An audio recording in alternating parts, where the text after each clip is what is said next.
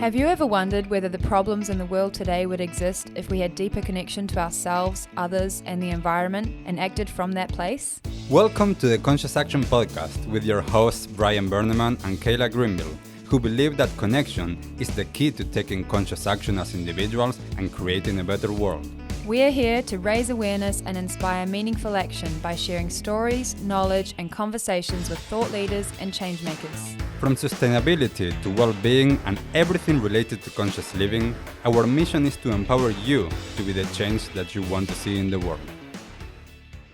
Welcome everyone to a new episode of the Conscious Action Podcast. I am Brian Berneman, your host, and for this episode I have the pleasure to be joined by Ian Brooks all the way from LA in the US. Thank you, Ian, for taking the time to be here for what I'm sure it's going to be a wonderful conversation. And to start, I'm going to ask you to share with all of us that are listening, who is Ian? Yeah, no, I definitely appreciate being here, Brian, and thank you for the invitation. For those who don't know me, I'm Dr. Ian D. Brooks. I'm the CEO and founder of Rhodes Consulting, which is a personal and professional development consulting firm. Over the last 24 years, I've worked with a number of different organizations and people, helping them to achieve their better.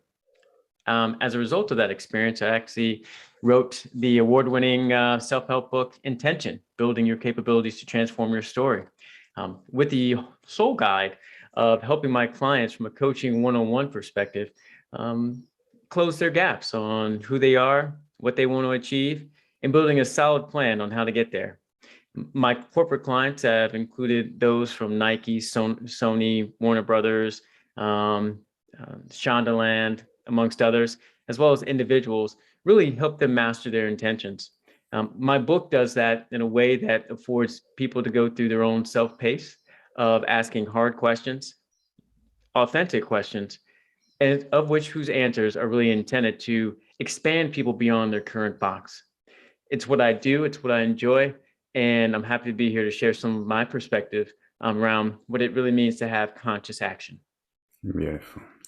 Thank you, Ian, for that. And I'm curious, before getting into some of these topics a little bit more in depth, what led you to be interested in this? Was it something that from a young age you were interested in, like psychology and personal development and that, or did that come later in life?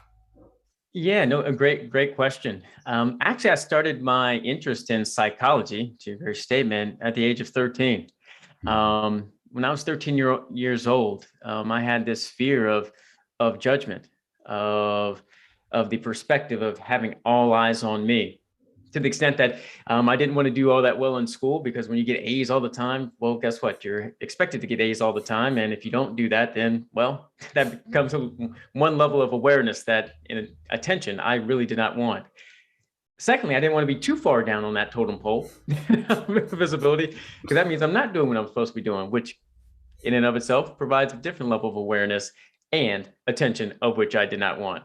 So for me, at an early age, even at 13, I decided like, hey, I just want to be in the middle.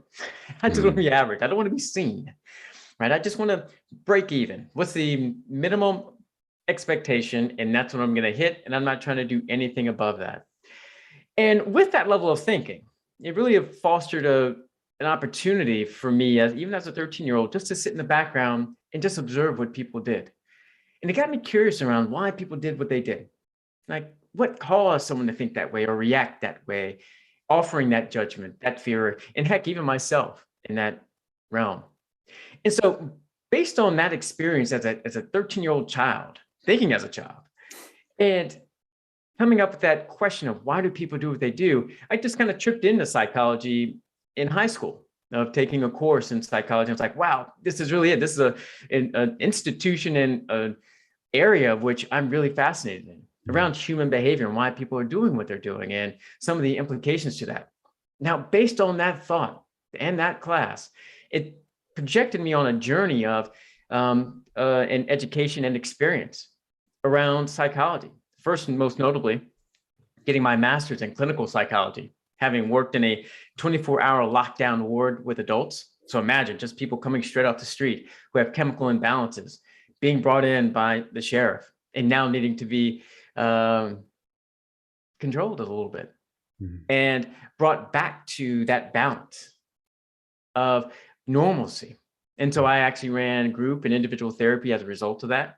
I also had a chance to work with adolescents, both doing their intelligence testing and personality testing. So think about the Rorschach, for example. Everyone knows the Rorschach, and getting a chance to administer that to adults and children alike. So it was very interesting to be able to see that really at a foundation of why people do what they do and how they think. And you extrapolate those individual instances of that clinical ward or their tests and apply that to their backgrounds and seeing a holistic story of how they got to being where they are. From that experience, I was like, well, I want to work with some higher functioning people, air quote. And that took me on a journey of now getting my PhD in industrial organization psychology. So now in that realm, working with organizations and people just one-on-one, helping them transform. And that gave me a chance to work in a lot of different industries and a lot of different areas, to really understand how people who are quote unquote normal in certain respects are now just trying to improve and be better. But what are their challenges? What are their experiences? And so as a result, I began to see some similarities in some of the challenges that my clinical patients were experiencing, while also acknowledging some of the similarities and challenges that us normal people have. And that is that we all want to be better, right? I've yet to meet anyone who didn't want to be that. But that foundation of experience of both the clinical side and working with organizations also authored in an experience of now how do we develop and move past that box of which we are prescribed or find ourselves in? What are the things that we need to consciously do to move forward? And to be conscious really means being in the moment and being intentional about that. It means taking things away and now inserting something else. And so from that foundation, I've been able to work in a lot of different industries, work with a lot of wonderful people, just around expansion. But this book that I wrote with intention really was born as a result of working with everyone, understanding some of the gaps that people constantly have, and that, every time I reach out to them, I'm constantly reminding them of the questions and areas of which they probably should be focusing on, keeping it top of mind. It also offered an opportunity for them so they didn't need an hour with me, that they can just pick it up themselves and just offer it as a reminder in that respect. And so as a result, it's offered a wonderful journey from that 13-year-old kid, with the fear of judgment, of working with others, but also expanding myself so that I'm a better consultant and even a better author as a result of now moving forward. Yeah, and I think that is what you just said at the very end, and I think that it's really interesting because a lot of times I see this, and for me, the way that I work is I did my work and I keep on doing my work on myself. Yes. And that is what enables me as well to work with others, because if I don't work with myself, then I might not really understand what others are going through, or how to actually enable that change or development or progress, or however we want to call it, to take place. And this is one of the things that I wanted to ask you first, and is you're using the word intention for your book. And I have this, and during the podcast in many episodes, I have spoken about this. We have a tendency as society and as people to believe that we're talking about the same thing when we're using words. And a lot of times that's not true. And what for someone might be the word change might be a certain meaning. The meaning of that word for someone else might be another thing. So what can you share with us about what do you believe intention is? Brian, that's a great question, and one that clarifying our own definitions is extremely important. And so, as I think about the word intention, and it was very purposeful, and why I chose the word intention is because one, as I think about the word intention, and I talk about it in the book as well, is that intention is a state of mind. It's a state of mind in which actions are taken. Intention is about the way that we feel. It's a mindset. It affords us an opportunity to pay attention on a personal level of which we're now experiencing the world. Intention offers, in my mind, our purpose in the direction in which we're actually moving forward in. To even the title of your podcast of conscious action, when we're conscious of something in that very moment, it's now saying, now what am I going to do with that?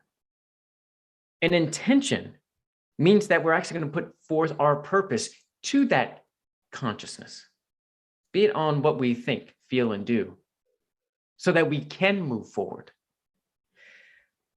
My book, Intention, in the title, really embarks upon the journey and the experience of being aware and aligning said awareness with my actions so that we can move forward. So we have a choice in doing something different. Not to say that we will, not to say that we won't get tripped up, but it offers enough an opportunity to truly build a capability to do something different. Mm. Now, with that said, to your second question of this idea of change versus transformation, a lot of people use that, those terms interchangeably.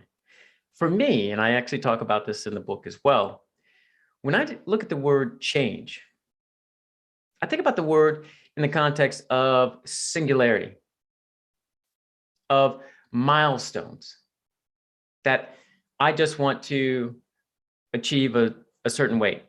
I want to achieve a job title. I want to achieve a bigger house. I want to achieve a different relationship. They're milestones amongst the process of transformation. So when I see transformation, it's a culmination of minor or even sometimes big changes that we're embarking on. Transformations in and of themselves, for me, reflect what we are now integrating into who we are and what we do. It is not by happenstance or chance that on the cover of my book of Intention and on the O that I have the pictures of butterflies. Because as we think about butterflies and the word transformation, butterflies start off as caterpillars and then they evolve into going into a chrysalis, and then they come and become a butterfly, never to have gone back to being a caterpillar again. Transformations are nothing more than that culmination of going from a change from that caterpillar to a chrysalis to the butterfly, and a number of processes in between. But the transformation is going from that caterpillar to that butterfly. And so as we think about life and being purposeful and being intentional, we're now, and I'm asking readers and I'm actually asking my clients to transform, to now integrate the behaviors and capabilities into who they are, so that regardless of situation or circumstance, we now have a chance to set ourselves up for success based off of our behaviors and consistency versus by changes which are defined by milestones or points in time. Interesting. And I think it is really interesting what you're saying, because as I hear you and what your understanding of these words are, as I said before, my understanding of some of these words are different. And for example, for me, and this comes from perhaps my background in Tibetan Buddhism, change is everything.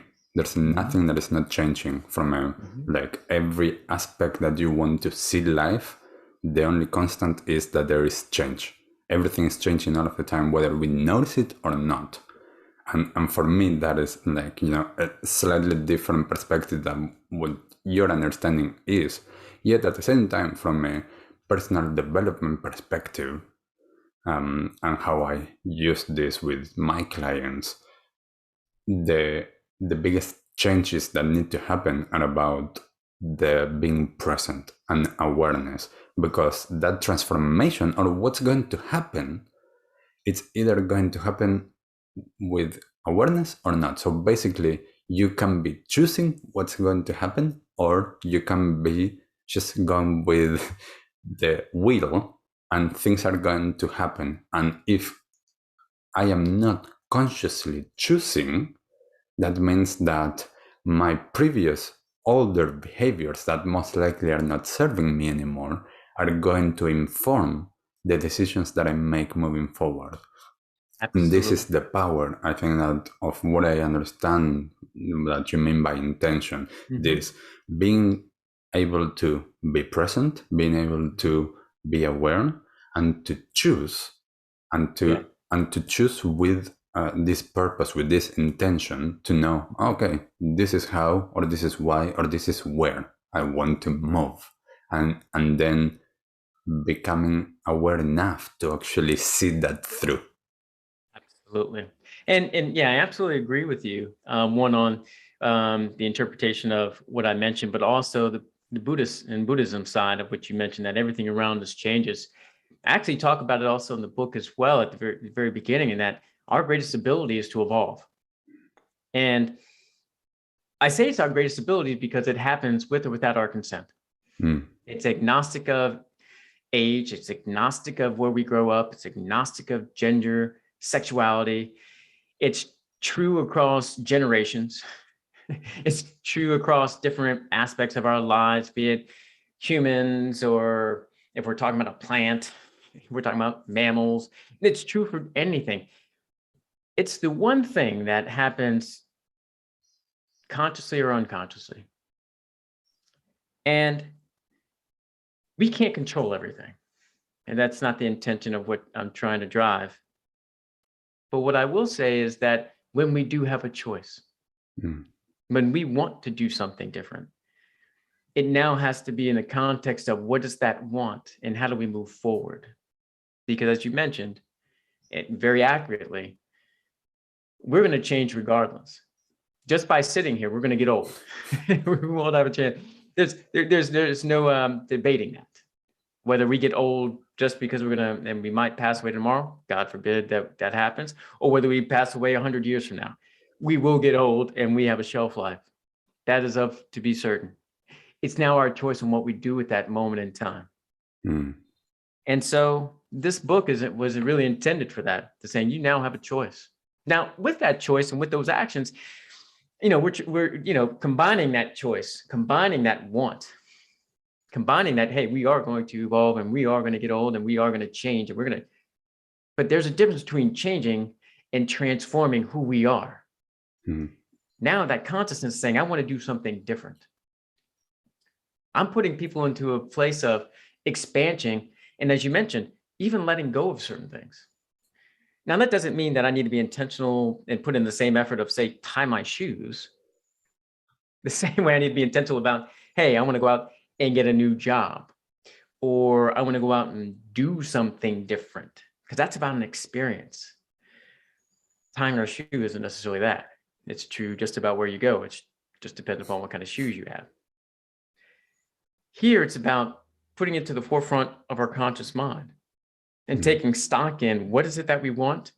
And as important, if not maybe even more, answering the question of who am I? And that principle of who we are as individuals, because we oftentimes try to replicate with that intention, but that's someone else's intention, not necessarily yours. Yeah. And so that's the other thing that I would add around that set evolution, change and transformation, and putting it into the context of what is it that you want and who am I?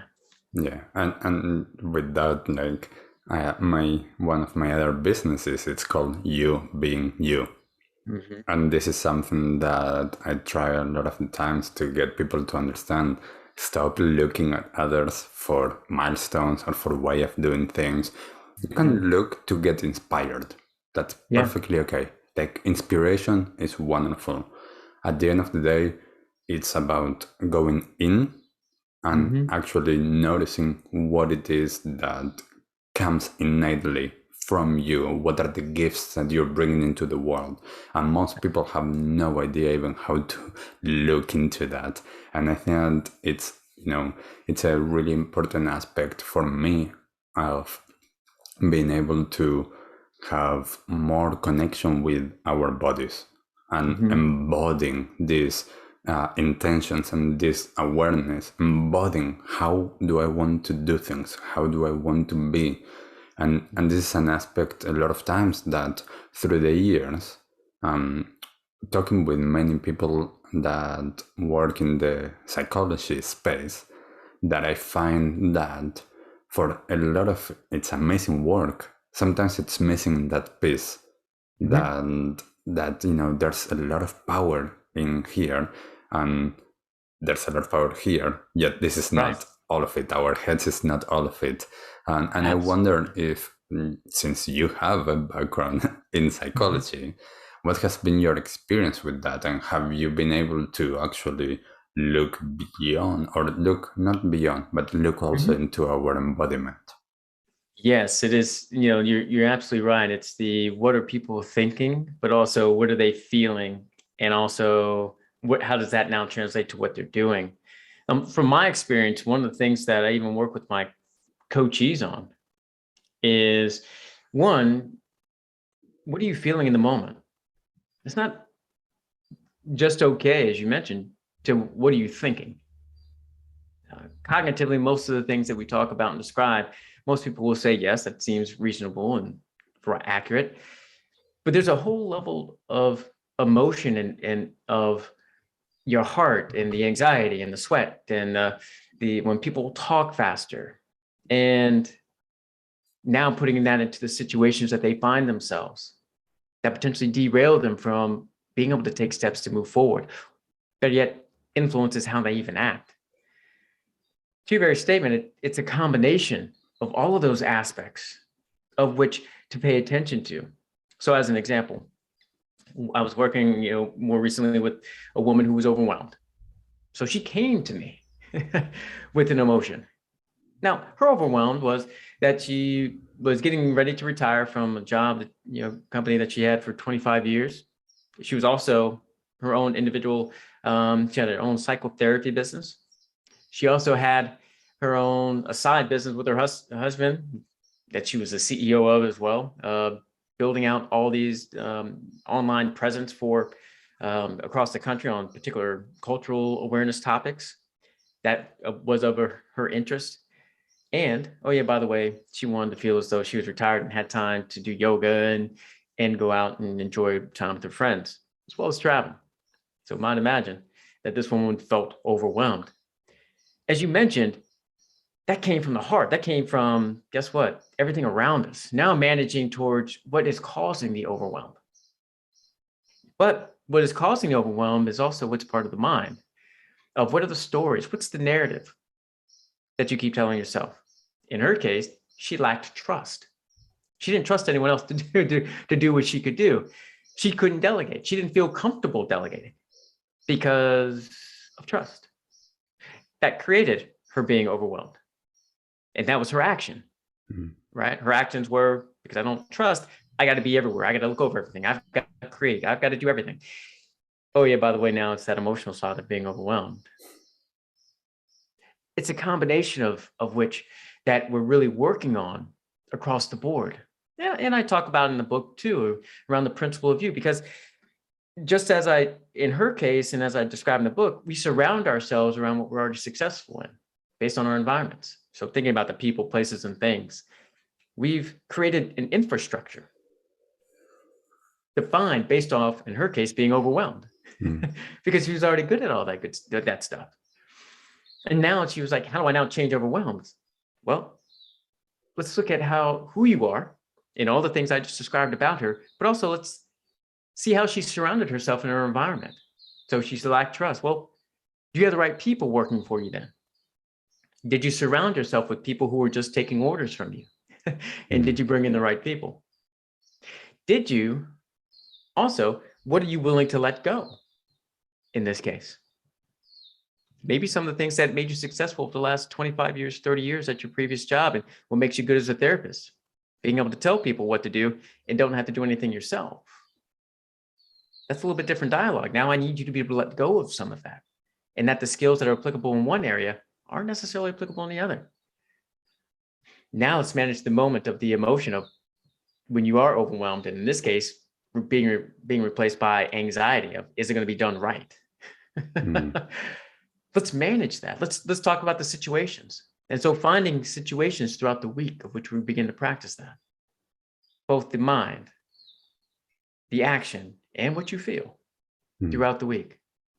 And so that really began to shape and build consistency of each area to your very statement that takes it just from one isolated incident, which could have drove me down in one area, but to your very acknowledgement, would negated the emotional side, but also how that it plays itself out in action. To now really thinking about it in a holistic view. Yeah. Which that also means that you can't do everything, right? When people hear that, right, I want to be very clear. You just can't do everything, because when you start peeling back that onion in all those areas, sometimes you think, oh, shit, this is a lot. Right? I know. I mean, I go through it all the time with even my own self. But in that moment, when I get that fear and I get that moment, I just step back and say, what's the priority? What am I really scared of? What am I really seeing resistance in myself on?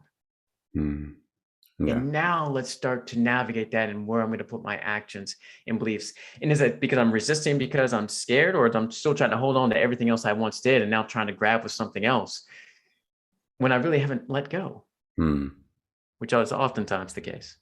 Yeah. So now that's the dialogue I spark with my clients and even myself, and even those who are reading the book, to really begin to harness that and to give some conscious awareness and consideration to it, even before we start doing something. Yeah. And I think that, like for me, that holistic approach is really necessary, because we, as a society, we have compartmentalized a lot of things, and we have created separation where it doesn't exist. We are not separated in terms of our heads is not separated from our bodies. Our feelings are not separated from our thoughts. Even our entire body is not separated from the environment. Like, we believe that there's this separation. We believe that even there's such a thing as like me here, even though inside of me there's trillions of like cells and viruses and bacteria that are actually creating and this symbiotic being that it's all of the time there. And I think that is part of how we have neglected or starting to see things by themselves instead of being able to see everything from a holistic perspective. And I think it's so important, because yes, one aspect is not going to solve everything, and yes, it can be a lot, because life can be a lot. Yet, and this is one of the things that I always work with my clients is, as we become more present, as we become more aware, everything else doesn't matter. As you mentioned before, like, what can you control? Like, what's outside of your control? Just let that go, because it's outside of your control. What can you actually put your energy and your attention into, and just be with that? And then, like, as you're that, then you can navigate life much more easily, because that gives you presence, that gives you being in the moment and not being caught up with everything else. Because if not, life is super overwhelming. Like, there's so much going on around, like, the world in any single aspect. Any single year, there's, like, the more that we know things, the more that, luckily now with the internet and everything, there's so much connection in terms of information. There's so much information that could be super overwhelming. So how do we navigate through that? Well, sometimes I'm not going to check everything, because I'm going to go down that rabbit hole, and that's going to take me to places that I don't want to be. So being able to be here, and this is why, like, for me, having that intention is so important. It doesn't, like, I have intention living my life. I have a direction, perhaps more for myself. I have a direction of how I'm living my life, and at the same time, I'm completely open to that changing, and to that keeping on evolving and transforming, and being able to change. Because looking back, I am a very, very, very different person that I was 5 years ago, 10 years ago, 15 years ago, 20 years ago. Like, if I look back, I'm like, who's that? Like, if someone knew me from my teenage years and sees me now, they're like, who's that? And I think that for me, it's a really wonderful thing, because that means like, I have done my work and I am choosing now how I want to be, instead of being, in a sense, a victim of my circumstances and my behaviors. Right. It's a good point, and I actually talk about this in a number of different forums. But I often have the phrase, "You can have a plan, as you should, but your path is your path." And I equate that to the movie The Wizard of Oz, where in Wizard of Oz, Dorothy, her only goal was to get back to Kansas. That was it. Now, it just so happened that a nice witch told her that in order to get back to Kansas, she needed to follow a yellow brick road just to see the wizard, right? But her goal was always to get back to Kansas. So her plan was just to follow that yellow brick road with the intention of getting back to Kansas. She could not have foretold having to run into the Scarecrow, Tin Man, or Cowardly Lion, or heck, even fighting the Wicked Witch, right? She had to trust her own self. She had to have confidence that she didn't know what to expect, but her path, but she had a plan to get back to Kansas, but her path was her path. Her path was that she had to experience all those things. She had to have the confidence, that trust, just to navigate that. And so as we treat life, and as you even mentioned yourself, thinking about your own self, 5, 10, even 20 years ago, I was thinking about a teenager, who you were. You had your plan, right? But your path is your path. And we're constantly navigating that. I know for me, even as that 13-year-old who wanted to be a psychologist, I couldn't have foretold that I would end up here in the United States, in Los Angeles, California. I did not grow up here. I grew up 3,000 miles away on the opposite end of the U.S. by Washington, D.C. But I always had a plan. But as you mentioned, even around your own journey, I was open to the possibilities of what I needed to learn based on my plan, as well as what I needed to learn about myself outside of it. And I didn't get caught up in, that's not what I came here for. Because we were constantly reminded of the lessons we need to be taught and learned every single day. We're reminded of that. And I know sometimes I tell myself, I'm tired of learning lessons. Right? I don't want to learn any more lessons. I'm good at the moment. I'm capped. I don't have the energy for this. I just want things to be stable and calm and comfortable. But guess what? That's not life. And guess what? That's not who I am. While I may say it, and it may be true in that moment, but what's also true is I have so much to learn and go on, because my plan, no different than Dorothy, is for expansion, but my path is my path. No different than you. Yeah, that's so wonderful said. And I wonder, Ian, if you wouldn't mind sharing for our listeners, what are a couple of questions that perhaps if you share on your book, or it doesn't need to be on the book, something that they can use as they're listening, and to being able to just have that in the back of their mind during the day. Yeah, it's interesting. I think there are things that I keep in mind for me, and they align to some of the parts of my book, ironically. The first is around discovering, am I living to my intended priority and purpose? So in that context, I think about, number one, from a daily perspective, what am I doing today? What are my behaviors? How am I managing my time that aligns to the person, to the behaviors, to my own transformation, my own intentions today?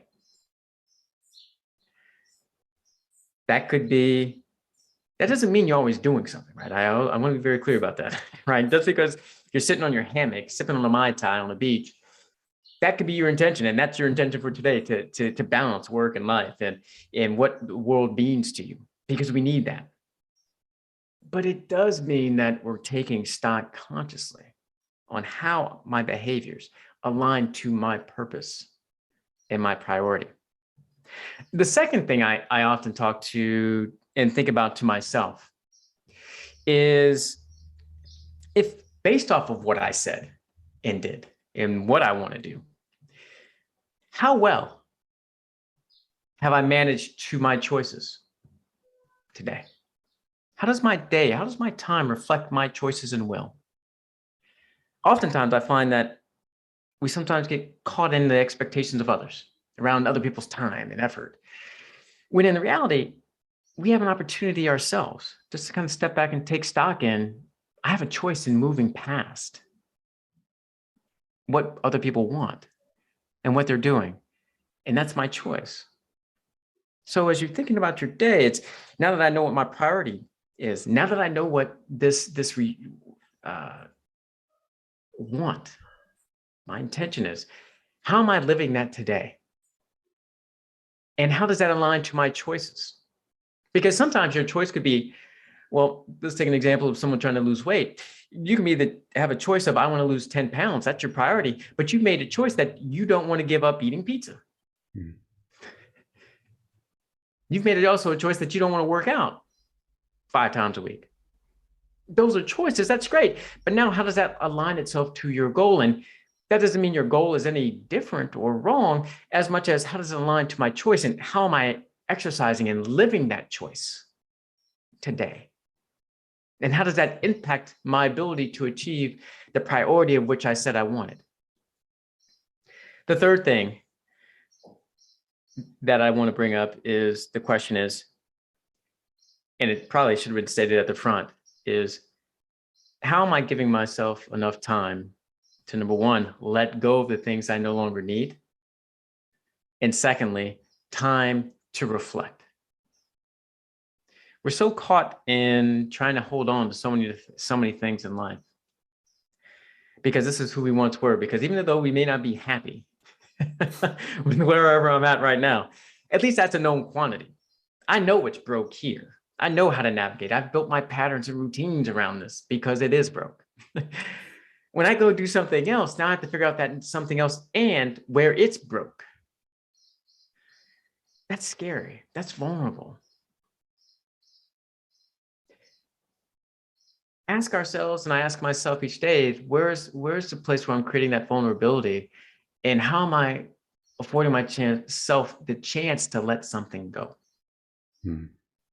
That's no longer serving a purpose.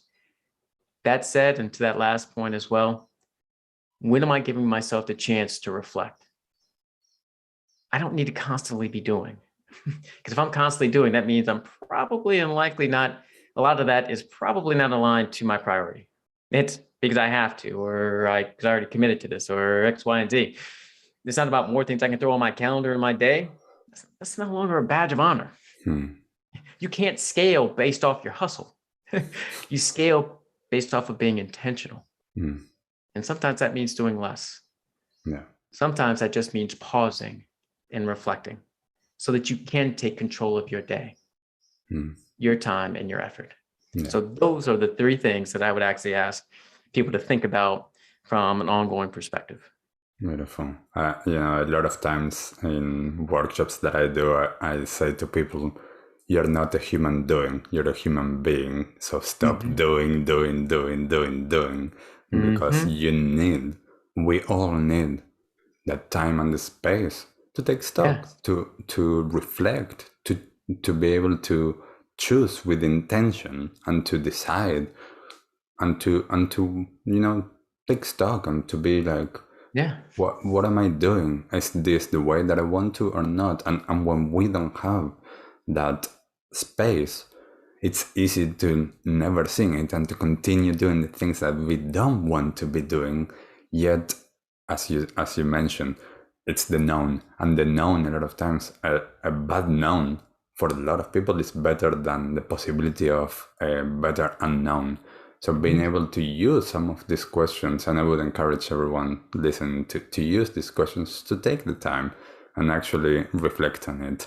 And lastly, Ian, I wanted to know, and this might be a big question, And it's tied, I think, that to some of your answers already, but what's the one thing that you wish everyone in the world knew? Yeah, if I had to say that there was one thing, it would be foundation. Here's a quote that I like quite a bit, and I talk about all the time because it feeds into our intentions and our purpose. And it's a quote by Niccolo Machiavelli in his book, The Prince, that was written in 1532 and retranslated in 1932. And the quote or the passage in the book said, "He who does not build his foundations beforehand may by great ability do so afterwards, but to great trouble to the architect and danger to the building." By being intentional and being aware, being present, there takes sometimes us ensuring that we have the right foundation. Now, as we just talked about, we're good at going from one thing to the other, right?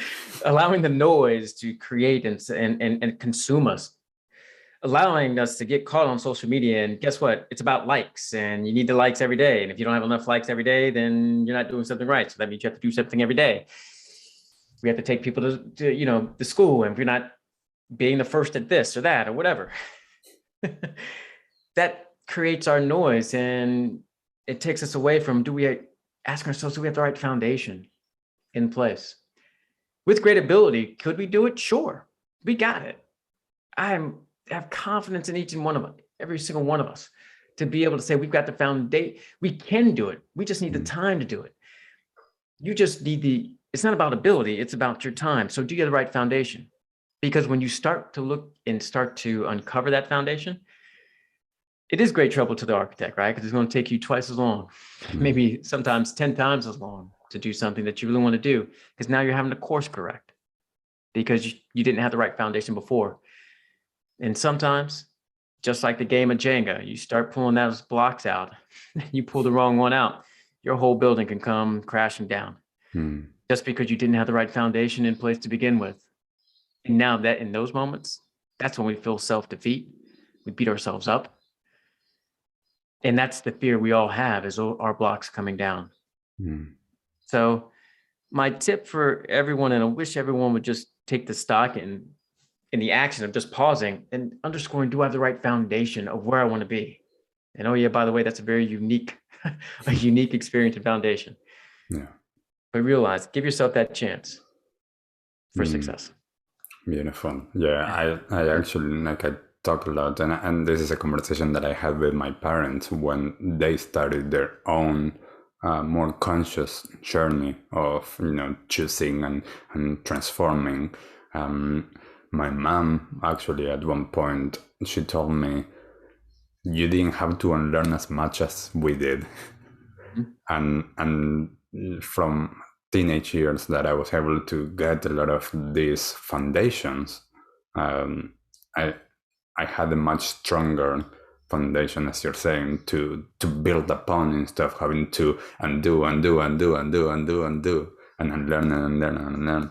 And this is one of the things that I hope that for more and more children, we can build and give them a better foundation, so that then they are just like, from that place, they're just thriving, instead of having to undo and unlearn and having to collapse and like, as you were saying, like taking all of the blocks there. So yeah, hopefully that's something that moving forward we can have. Wonderful to have those foundations. And Ian, thank you so much for taking the time to be here. Thank you for what you're sharing as well. And thank you for this wonderful conversation. For everyone listening, I hope that something resonated with you. I hope that you take Ian's questions and everything that he has shared. And if there's something that resonated with you, please let us know in the comments. Just let us know how this life you're living it with intention or not, perhaps.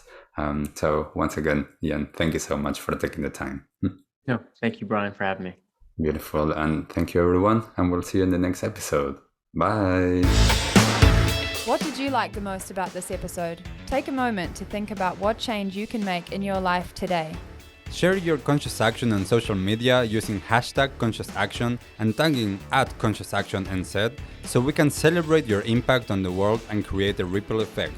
One easy action we would love for you to take right now is to share, like, and subscribe to this podcast. This will help us get these messages out into the world and inspire more people to take conscious action in their own lives, contributing to the better world we hope for.